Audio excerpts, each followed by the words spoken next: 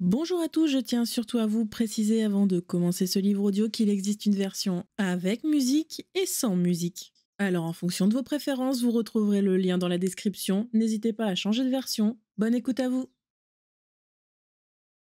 On se retrouve pour la suite du traité des 5 roues de Musashi Miyamoto, présenté par Les légendes du chat. Chapitre 3. Eau. L'esprit de la tactique de notre école, Niten, se base sur la philosophie de l'eau d'où l'on tire les moyens les plus efficaces. C'est pourquoi j'appellerai ce chapitre Eau, car j'y exprime le maniement du sabre selon notre école. Il est difficile d'exprimer en détail cette voie comme je le voudrais. Bien que les mots soient insuffisants, l'essentiel ressortira de lui-même. Sur tout ce que j'écris dans ce livre, il faut s'arrêter à chaque mot, chaque lettre, afin de bien réfléchir. Si les lecteurs survolent, alors ils s'éloigneront de la voie. Même si la théorie de la tactique que j'expose s'applique à 2 adversaires, il est très important de la considérer également dans son sens le plus large, c'est-à-dire en tant que théorie pouvant s'appliquer à 10 000 individus face à 10 000 autres. Toutes les erreurs de jugement et tous les égarements sur cette voie, si minimes soient-ils, font irrémédiablement tomber sur un mauvais chemin. La simple lecture de ce livre ne saurait faire parvenir à la voie de la tactique. Il faut éviter d'en considérer le contenu comme un simple recueil de mots. Au contraire, il faut essayer d'adapter tout ce qui est dit à notre propre corps. Découvrez de vous-même ces théories en évitant l'imitation et le plagiat.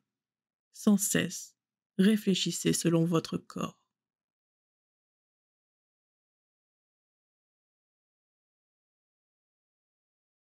Première partie, position de l'esprit au milieu de cette tactique. Dans la voie de la tactique, l'esprit doit avoir la même position que dans la vie quotidienne.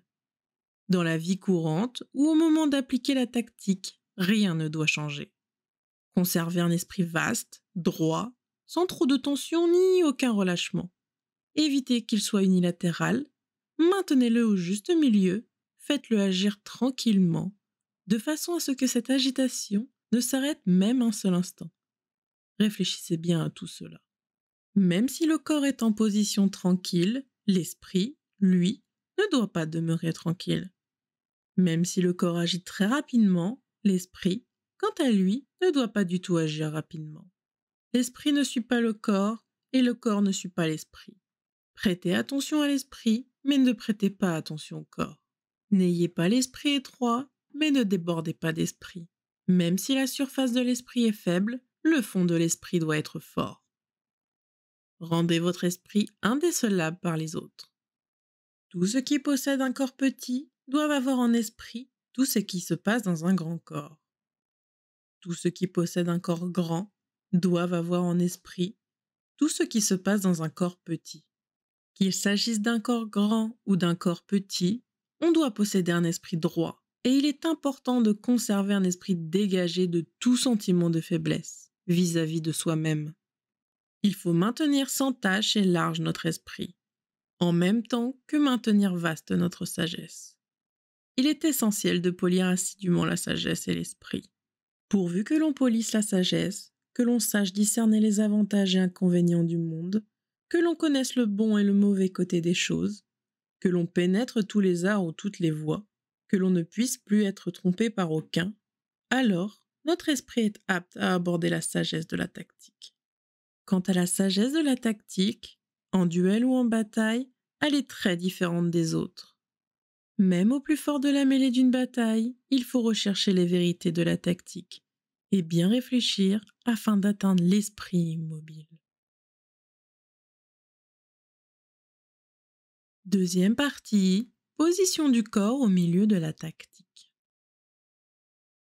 La tête ne doit être ni inclinée en avant, ni rejetée en arrière, ni penchée sur le côté. Les yeux ne doivent pas errer de ci, de là, ne pas plisser le front, mais froncer les sourcils. Évitez les mouvements de pupilles et les battements de paupières. Clignez un peu des yeux. Gardez un visage décontracté, le nez non tiré. Redressez un peu le menton. Pour la nuque, elle doit être droite et il faut y concentrer sa force, qui doit également être répartie des épaules à la totalité du corps. Épaules dégagées, maintenir toujours droite la colonne vertébrale. Le bas des reins ne doit pas être proéminent. Mettre de la force dans les genoux et la pointe des orteils. Tendre le ventre afin de ne pas avoir les reins courbés. Fixer la clavette, c'est-à-dire bien appuyer le ventre sur la gaine du petit sabre afin de ne pas donner de lest à votre ceinture.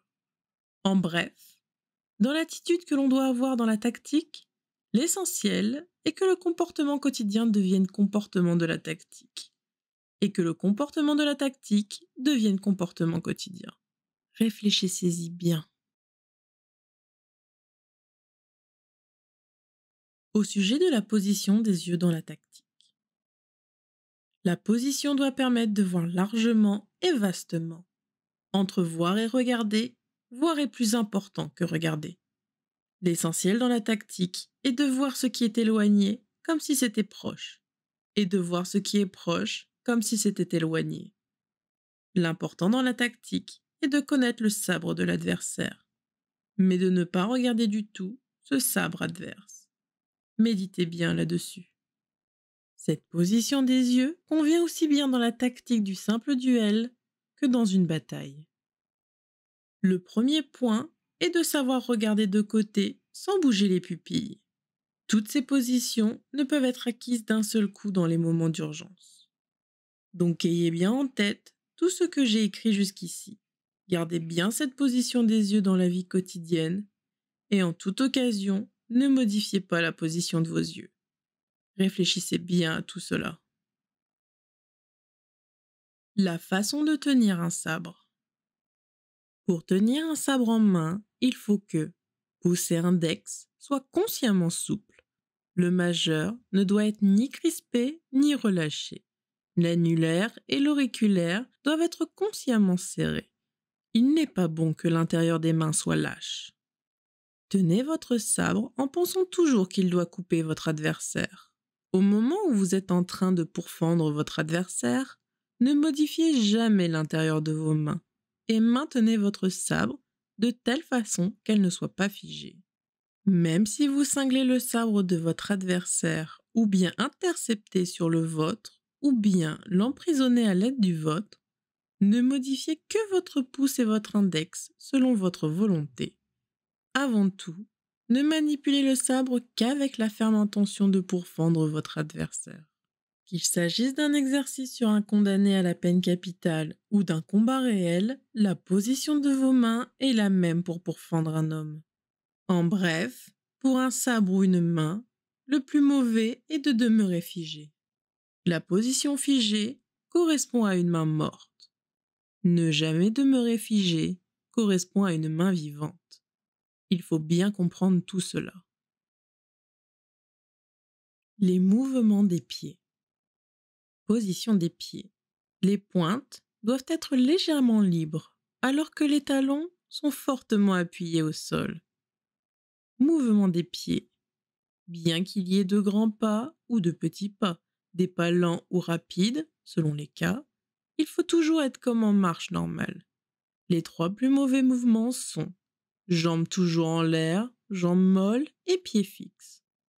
Dans cette voie, les jambes yin et yang signifient ne pas actionner un seul des 2 pieds. Que ce soit au moment de pourfendre, au moment de se reculer, même au moment d'intercepter, les 2 jambes doivent être actives. Droite-gauche, c'est-à-dire yin et yang. J'insiste encore une fois sur le fait qu'il ne faut jamais actionner qu'une seule jambe. Réfléchissez-y bien. À propos des 5 façons de se mettre en garde. Il y a 5 façons de se mettre en garde. Sabre au-dessus de la tête, sabre dirigé en face de soi, pointe du sabre dirigée vers le bas, sabre dirigé vers la droite, sabre dirigé vers le côté gauche. Bien que l'on ait divisé la façon de se mettre en garde en ces 5 parties, toutes ont un même but, pourfendre l'adversaire. Il n'y a aucune autre façon de se mettre en garde que ces 5-là. Que vous soyez dans n'importe laquelle de ces 5 positions, ne pensez jamais que cela est pour vous mettre en garde, mais que c'est uniquement pour pourfendre. Il y a 2 sortes de mise en garde, grande et petite. Choisissez la plus avantageuse selon les circonstances. Les 3 premières des 5 positions citées ci-dessus, au-dessus de la tête, en face de soi et vers le bas, sont des mises en garde substantielles. Les 2 dernières, de chaque côté, sont des jeux. Ces 2 dernières mises en garde, à droite et à gauche, sont adaptées au cas où il n'y aurait aucun espace au-dessus de notre tête, ou bien lorsque nous ne disposons d'aucun espace sur l'un des 2 côtés. Il n'y a qu'à s'adapter aux circonstances. Mise en garde à droite ou à gauche. L'essentiel de cette voie réside dans la mise en garde. Sabre dirigé en face de soi. Cette mise en garde, sabre dirigé en face de soi, est le fond de toute mise en garde. Si vous étendez ce principe à la tactique de masse ou aux batailles, alors cette mise en garde sabre dirigé en face de soi correspondra à la position d'un général en chef. À la suite de ce général en chef, il y a 4 autres mises en garde. Réfléchissez-y bien. À propos de la voie du sabre. Connaître la voie du sabre signifie que si l'on connaît bien la trajectoire, même si l'on manie seulement de 2 doigts le sabre que l'on a l'habitude de porter, on est capable de le manier avec grande aisance. C'est en voulant sabrer rapidement que l'on modifie sa trajectoire et que naissent les difficultés de maniement. Il est de beaucoup préférable de sabrer avec calme afin que ce maniement soit plus aisé. C'est en voulant manier rapidement le sabre, comme s'il était un éventail ou un couteau, que l'on contrarie sa trajectoire et que son maniement devient difficile. Ce mauvais maniement s'appelle hacher au couteau, et il est impossible de pourfendre de cette façon qui que ce soit avec un sabre. Une fois un coup porté de haut en bas, il est préférable de relever le sabre selon la trajectoire la plus aisée pour ce relèvement. Si l'on porte un coup horizontal, il vaut mieux revenir à l'horizontale. Ainsi, l'on peut revenir à une trajectoire correcte. Dans tous les cas, allongez bien le coude et mettez de la force dans votre maniement. C'est là la voie du sabre. Si vous apprenez bien les 5 figures de maniement selon notre tactique, la trajectoire de votre sabre sera fixée et votre maniement deviendra aisé. Exercez-vous bien.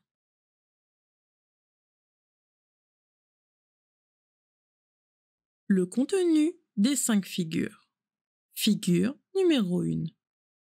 La première figure correspond à la mise en garde, sabre dirigé en face de soi. La pointe de votre sabre doit être dirigée sur le visage de votre adversaire. Lorsque son sabre vous attaque, passez le vôtre sur la droite, puis au-dessus du sien. Alors que votre adversaire vous attaque une seconde fois, répliquez de la pointe de votre sabre, puis maintenez le point en bas et à l'attaque suivante, relevez vivement votre sabre afin de gifler les mains de votre adversaire. Voilà la première figure. Or, ma description des 5 figures est insuffisante à une bonne compréhension.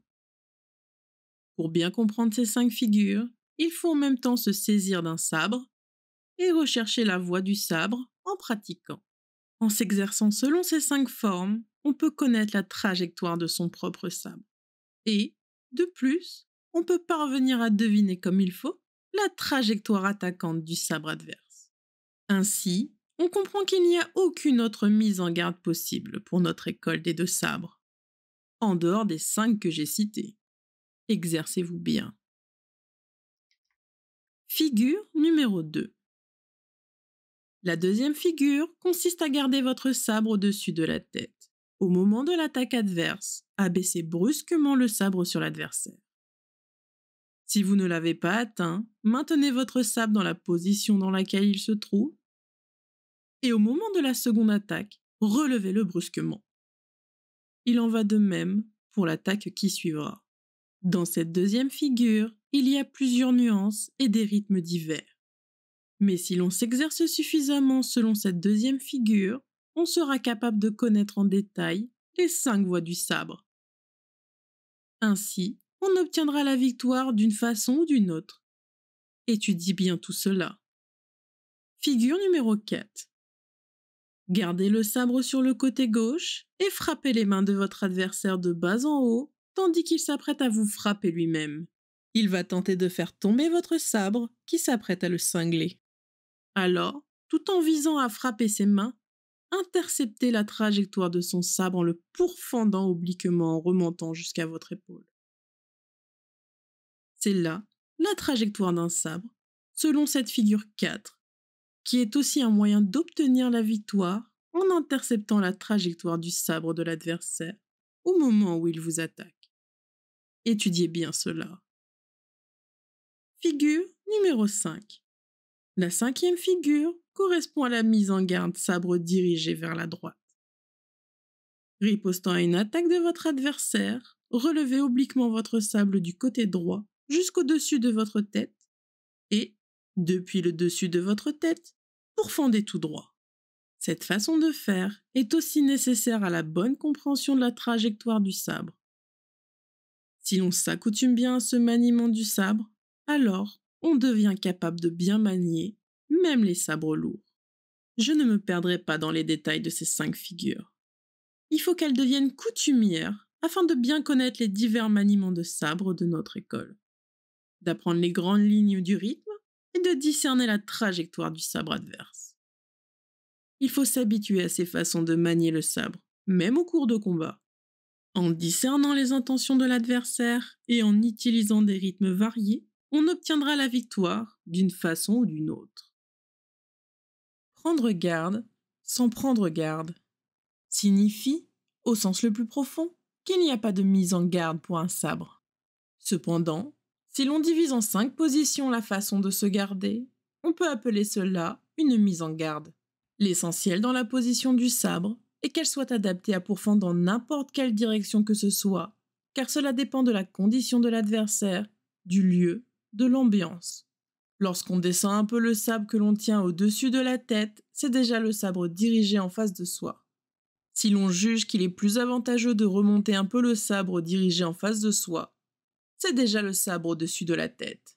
Si, selon les circonstances, on remonte un peu le sabre, la pointe dirigée vers le bas, c'est déjà le sabre dirigé en face de soi. Les positions à droite et à gauche, lorsqu'elles sont quelque peu modifiées vers le centre selon les situations, se transforment déjà en sabre dirigé en face de soi ou en sabre la pointe dirigée vers le bas. C'est ainsi que le principe prendre garde sans prendre garde fut établi. Une fois que l'on tient un sabre, le but à atteindre est de pourfendre l'adversaire de quelque façon que ce soit. Même si l'on intercepte, cingle, érafle, colle et cogne le sabre adverse qui s'apprête à nous pourfendre, tout est occasion à pourfendre l'adversaire. Sachez bien cela. Si vous pensez à intercepter, cingler, érafler, coller et cogner le sabre de votre adversaire, alors vous manquerez de le pourfendre. Il est important au contraire de penser que tout est moyen de pourfendre. Réfléchissez-y bien. La disposition des forces dans la tactique de masse, ou bataille, correspond à une mise en garde. Tout est moyen permettant d'atteindre la victoire dans les combats. Une position figée est mauvaise. Il faut bien y songer. Coup, selon un seul rythme pour pourfendre un adversaire. Parmi les rythmes utilisés pour pourfendre un adversaire, il y a le rythme unique, où les 2 adversaires sont exactement dans la même position pour s'atteindre. Sentant que notre adversaire n'a pas encore pris sa décision, sans mouvoir notre corps ni nos idées, pourfendons-le vite et directement. C'est en cela que consiste le rythme unique. Attaquez votre adversaire avant qu'il n'ait décidé dans sa tête de tirer son sabre, de le dégainer ou bien de vous frapper. C'est cela le rythme unique. Apprenez bien ce rythme et exercez-vous bien à frapper vite, selon un rythme rapide. Rythme secondaire des reins. Lorsque nous nous apprêtons à attaquer, l'adversaire se recule vite et reprend rapidement sa tension. Dans un tel cas, feignez d'attaquer. Alors, l'adversaire sera tout d'abord en tension, mais il se relâchera ensuite. À ce moment-là, il faut attaquer sans délai. C'est là le rythme secondaire des reins. Les lecteurs ne comprendront pas facilement ce que je viens d'écrire. Mais si quelqu'un leur explique en pratiquant, ils saisiront vite. Le coup sans pensée, sans aspect. Lorsque votre adversaire s'apprête à vous attaquer en même temps que vous vous y apprêtez vous-même, votre corps prend la forme attaquante et votre esprit prend également une forme attaquante. Et vos mains frappent fort, tout naturellement en partant du vide et à une vitesse allant en accélérant. C'est le sans pensée, sans aspect et cela est très important. On rencontre très souvent ce coup. Il faut donc bien l'apprendre et s'y exercer. Le coup du cours d'eau. Lorsque deux adversaires sont de force égale et au cours d'un corps à corps, l'un d'eux cherchera à vite reculer, à vite se dégager, ou bien à vite se débarrasser du sabre adverse en le cinglant. Dans ce cas, il faut élargir corps et esprit, manier le sabre après le corps, lentement et comme le flux. Ainsi, pour fender largement et avec force. Une fois que vous connaissez ce coup, vous connaissez un très bon coup. Seulement, le plus important dans ce cas est de bien savoir estimer la position et la force de l'adversaire. Éraflure au hasard. Lorsque vous vous apprêtez à attaquer votre adversaire, celui-ci essaie de passer à la contre-offensive et tente d'écarter votre sabre en le cinglant. Alors, frappez-le d'un seul coup, soit à la tête, soit aux mains, soit aux jambes, au hasard.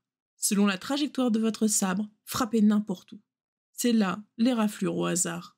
Il faut bien apprendre ce coup, car on se trouve continuellement en présence de cette sorte d'attaque. Exercez-vous minutieusement à ce coup, afin de bien le comprendre. Éraflure rapide comme une étincelle. L'éraflure rapide comme une étincelle est au cas où les lames des deux sabres adverses sont entremêlées. Alors, donnez un coup fort sans relever votre sabre. Pour cela, il faut mettre de la force dans les jambes, le corps et les mains. Il faut porter un coup rapide grâce à la force ainsi répartie. On ne peut atteindre ce coup sans exercice assidu. Mais si on est bien forgé, alors on est capable d'asséner un coup fort. Coup de feuille d'érable. Ce coup de feuille d'érable consiste à faire tomber le sabre adverse et à reprendre notre position de mise en garde avec notre sabre.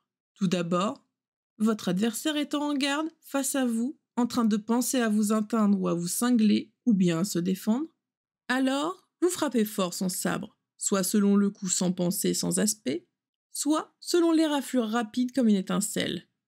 Puis, ne cessez de coller à son sabre la pointe du vôtre frappant vers le bas. Alors, le sabre de votre adversaire ne manquera pas de tomber. Si vous vous exercez bien à ce coup, il vous sera facile de faire tomber le sabre adverse. Exercez-vous bien. À propos du corps qui remplace le sabre. Le corps qui remplace le sabre pourrait être appelé aussi le sabre qui remplace le corps. En général, on dit que lorsque l'on porte un coup à l'adversaire, le corps et le sabre ne manœuvrent pas ensemble. Selon les formes d'attaque de l'adversaire, notre corps prend d'abord la forme attaquante. Ensuite, notre sabre porte son coup à l'ennemi, indépendamment de notre corps. Ou bien dans certains cas, notre corps ne bouge pas et seul notre sabre passe à l'attaque de l'adversaire. Mais dans les grandes occasions, c'est le corps qui attaque tout d'abord et le sabre suit. Réfléchissez-y bien et apprenez ces coups. Au sujet des coups et éraflures. Les coups sont une chose et les éraflures en sont une autre. Toutes les sortes de coups sont portés sciemment et avec certitude. Les éraflures ne sont que des touches. Même si les éraflures sont profondes au point que l'adversaire en meurt sur le coup, ce ne sont encore que des touches. Tandis que les coups sont portés sciemment. Réfléchissez-y bien. Érafler les mains ou les jambes de l'adversaire signifie les toucher d'abord, en vue de porter un coup plus fort ensuite. Donc, éraflure ne signifie que toucher. Si l'on s'exerce bien, on comprendra facilement la différence entre les deux. Méditez bien là-dessus. Position du singe de l'espèce aux mains courtes. La position du singe de l'espèce aux mains courtes signifie ne pas avancer les mains. Lorsque vous avancez votre corps vers votre adversaire, n'ayez jamais l'idée d'avancer vos mains et avant que votre adversaire n'ait eu le temps de vous porter un coup, rapprochez vite votre corps de lui. Si vous avez l'intention d'avancer les mains, alors votre corps restera sûrement en arrière. Plutôt, remuez vite votre corps tout entier. Si deux adversaires sont à portée de main, il est facile d'arriver au corps à corps. Réfléchissez-y bien. Position des corps adverses, comme s'ils étaient laqués ou collés. Laqués ou collés signifie que les corps des deux adversaires sont très rapprochés et ne se séparent plus. Lorsque nous approchons du corps de notre adversaire, collons-nous fort à lui par la tête, le tronc et les jambes. Bien qu'en général les gens approchent vite leur visage et leurs jambes, leur corps est sujet à demeurer en arrière. Il faut donc bien coller son corps à celui de l'adversaire et y adhérer de façon à ce qu'il n'y ait aucun espace. Réfléchissez-y bien. Concours de taille. Lorsque vous approchez de votre adversaire, ne vous ratatinez en aucun cas, mais redressez-vous sur vos jambes, sur vos reins et redressez votre cou. Rapprochez-vous fort de lui et juxtaposez votre visage au sien. Puis, redressez-vous comme si vous vouliez gagner par votre hauteur à un concours de taille. Il est important de vous rapprocher fortement de votre adversaire de cette manière. Méditez bien là-dessus. Adhérez bien. Lorsque votre adversaire vous attaque et que vous aussi vous portez un coup de sabre qui l'intercepte, alors fixez votre sabre sur le sien auquel il doit adhérer et par le fait, rapprochez-vous bien. L'adhérence doit se faire avec l'intention de ne plus détacher votre sabre. Vous devez vous approcher de votre adversaire sans y mettre trop de force. Votre propre sabre doit être bien fixé au sien et y adhérer. Si vous vous approchez très calmement de votre adversaire, ce n'est pas mal du tout. L'adhérence est une chose et l'enchevêtrement en est une autre. L'adhérence est forte, tandis que l'enchevêtrement est faible. Il faut bien les distinguer. Foncez sur l'adversaire avec votre corps. Cela signifie foncer sur l'adversaire en s'approchant tout près de lui. Détournez un peu la tête, mettez votre épaule gauche de face et lancez-la dans la poitrine de votre adversaire. Pour vous élancer, il faut mettre le plus de force possible. Il faut bondir avec souplesse sur un rythme vivace. Si vous apprenez bien ce bond, il peut devenir tellement fort que votre adversaire sera projeté de 4 à 6 mètres. Ou bien, vous pourrez cogner tellement fort que votre adversaire en mourra sur le coup. Exercez-vous-y bien. 3 sortes d'interception. Les 3 sortes d'interception sont les suivantes. Premièrement, pour intercepter le sabre de votre adversaire qui vient vers vous au moment où vous voulez vous rapprocher de lui, il faut viser ses yeux comme si vous vouliez les piquer de la pointe de votre sabre. Puis, faire dévier sur la droite le sabre adverse. La seconde est appelée interception en fente. Interceptez, à l'aide d'une fente, le sabre adverse qui vient vers vous. Agissez comme si vous visiez l'œil droit de votre adversaire et comme si vous vouliez pincer son cou. Troisièmement, si au moment où votre adversaire vous attaque, vous vous approchez de lui avec un sabre court, ne cherchez pas à intercepter son sabre, mais approchez-vous de votre adversaire comme si vous vouliez fendre de votre main gauche son visage. Ce sont les 3 sortes d'interception. Dans tous les cas, il faut serrer le poing gauche avec lequel vous voudriez atteindre le visage de votre adversaire. Exercez-vous-y bien. Piquez le visage de l'adversaire. Lorsque votre sabre et celui de votre adversaire sont de même force et bloqués, dans leur enchevêtrement, il est important de toujours rechercher à piquer le visage de votre adversaire de la pointe de votre sabre. Si vous recherchez à piquer son visage, alors il jettera sa tête et son corps en arrière. Si vous parvenez à ce que votre adversaire rejette sa tête et son corps en arrière, alors vous aurez plusieurs occasions de parvenir à la victoire. Méditez bien là-dessus. Au cours du combat, si votre adversaire est sujet à rejeter son corps en arrière, la victoire sera déjà à vous. Ainsi, n'oubliez pas de rechercher à piquer son visage. Exercez-vous bien selon ces moyens avantageux au cours de l'exercice de la tactique. Piquez le cœur de l'adversaire. Dans les cas où, au cours de combat, il vous est impossible de pourfendre votre adversaire parce que votre champ d'action est fermé au-dessus et sur les côtés, cherchez à piquer votre adversaire. Placez le dos de votre sabre horizontalement face à lui en faisant un petit mouvement en arrière de votre sabre afin de ne pas dévier et piquer la poitrine de votre adversaire. Ainsi, vous pourrez faire dévier son sabre attaquant. Ce moyen convient bien au cas où vous vous sentez fatigué ou lorsque votre sabre n'est plus très tranchant. Sachez bien discerner cela. Au sujet de Katsu. Les cris Katsu et Totsu sont utilisés dans les cas suivants. Lorsque vous portez un coup à votre adversaire et que vous le dominez, votre adversaire s'apprête à passer à la contre-offensive. Alors, relevez votre sabre depuis le bas en cherchant à le piquer, puis pourfendez-le d'un second coup. Ces 2 mouvements doivent être exécutés à un rythme très rapide. Piquez depuis le bas, Katsu, puis pourfendez, Totsu. Ces rythmes se rencontrent dans tous les échanges de coups. Pour procéder à Katsu et Totsu, élevez la pointe de votre sabre en recherchant à piquer votre adversaire. Et en même temps que vous élevez votre sabre, pourfendez d'un seul coup. En pratiquant bien, examinez bien tout cela. Interception en claquant. Lorsqu'au cours d'échanges de coups avec votre adversaire, le rythme devient piétinement, claquez tout d'abord le sabre attaquant adverse à l'aide du vôtre, puis portez-lui un coup. Ce claquement n'a pas besoin de se produire avec force et n'a pas la signification d'une interception. Vous adaptant au sabre de votre adversaire qui vous attaque, vous le claquez et aussitôt portez un second coup. Il est important que vous preniez l'initiative, tout d'abord par le claquement, et de la conserver ensuite par ce coup. Si vous devenez habile au rythme du claquement, si fort que soit le coup de votre adversaire, la pointe de votre sabre ne s'inclinera pas, quand bien même votre claquement serait petit. Apprenez bien cela, réfléchissez-y bien. Au centre d'une mêlée. Je veux parler ici du cas où vous êtes seul face à plusieurs adversaires.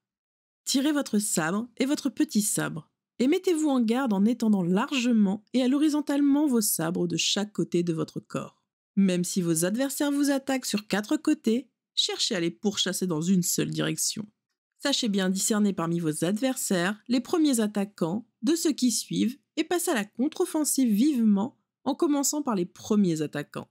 Que votre regard embrasse le tout et saisissez le plan d'attaque de vos adversaires.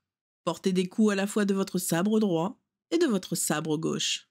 Une fois les coups portés, il est très mauvais de se figer dans l'attente. Immédiatement, retournez à votre position de mise en garde, vos sabres de chaque côté. Pénétrez fort parmi vos assaillants, renversez-les, sans relâche foncez sur les nouveaux et écrasez-les également. Il est important de rechercher par tous les moyens à pourchasser les adversaires en les ayant en file indienne comme des poissons enfilés les uns derrière les autres sur un même fil. Si vous voyez que vos adversaires sont l'un derrière l'autre, portez fort des coups sans répit. Si vous ne vous préoccupez que de pourchasser vos adversaires groupés, ce n'est pas bien. Si vous ne vous préoccupez que de répliquer au fur et à mesure à chaque adversaire qui vous attaque, ce n'est pas bien non plus, car il y a de l'attente. Après avoir trouvé le rythme de vos adversaires, recherchez leurs points faibles afin de pouvoir les abattre et ainsi parvenir à la victoire. Au cours de vos exercices, essayez de rassembler plusieurs personnes pour vous servir d'adversaires et recherchez le meilleur moyen de les pourchasser. Alors, vous deviendrez capable de combattre sans aucune inquiétude, face à un seul unique, aussi bien qu'à 10 ou 20 adversaires. Exercez-vous bien et réfléchissez-y bien. Efficacité des échanges de coups. C'est grâce à des échanges de coups que l'on peut comprendre d'où vient la victoire dans la tactique et le sabre. Il est impossible de le relater en détail. C'est après une étude assidue que l'on peut comprendre d'où vient la victoire. Cette efficacité des échanges de coups est en somme le maniement des sabres qui exprime la vraie voix de la tactique.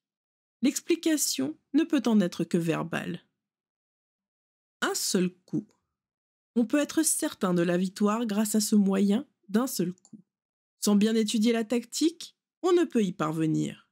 Si on s'exerce bien à ce coup unique, la tactique devient familière et ce moyen deviendra la voie menant à une victoire aisée. Étudiez-le bien. Position de l'esprit pénétrant.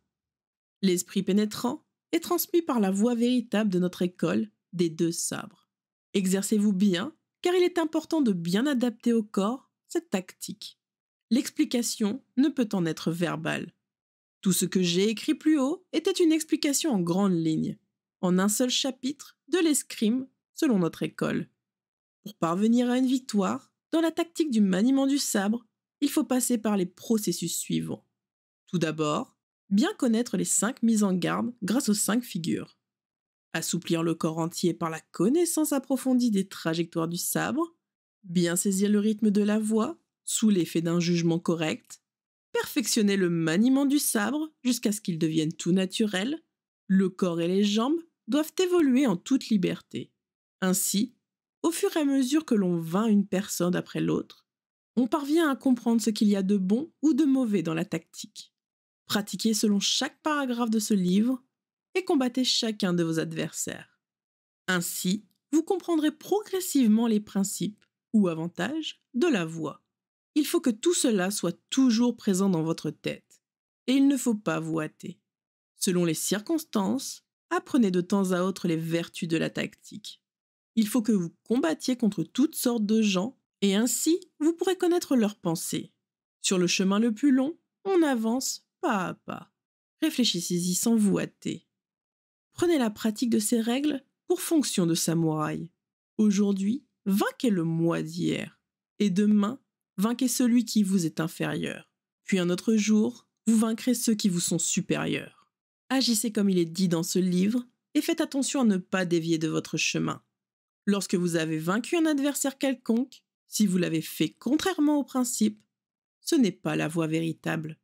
Si vous avez présent à l'esprit l'efficacité de la tactique, vous aurez l'esprit de vaincre à vous seul plusieurs dizaines de personnes. Ainsi, par l'intelligence dans l'escrime, vous aurez atteint la compréhension de la tactique de masse ou individuelle. Forgez-vous par l'étude de 10 000 jours et polissez-vous par l'étude de 10 000 jours. Il faut bien y réfléchir. Voici la fin du chapitre 3 pour le traité des 5 roues, interprété par les légendes du chat. Je vous retrouve plus tard pour le chapitre 4. Si ça vous a plu, surtout n'hésitez pas à vous abonner, à laisser un commentaire et partager. Cela aidera beaucoup la chaîne. Je vous dis à très vite. Ciao!